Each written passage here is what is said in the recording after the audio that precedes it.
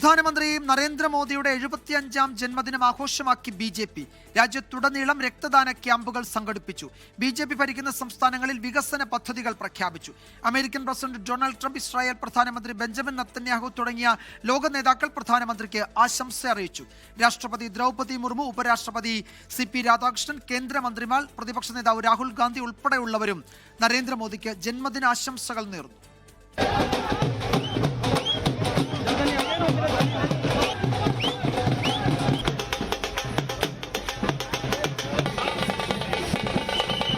വിവിധ സംസ്ഥാനങ്ങളിലെ നൃത്തകലാരൂപങ്ങൾ ഡൽഹിയിൽ BJP സംഘടിപ്പിച്ച ആഘോഷത്തിന് മാറ്റുകൂട്ടി. കർത്തവ്യപഥിൽ രക്തദാന ക്യാമ്പ് സംഘടിപ്പിച്ചു. മുഖ്യമന്ത്രി രേഖാ ഗുപ്തയും മന്ത്രിമാരും രക്തം ദാനം ചെയ്തു.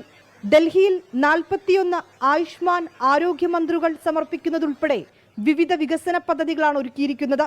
आदरणीय प्रधानमंत्री जी के जन्म दिवस के अवसर को हर्षोल्लास के साथ मना रही है. ये मेगा रक्तदान शिविर जिसमें मात्र 2 घंटे में 800 यूनिट ब्लड अभी तक डोनेट हो चुका है.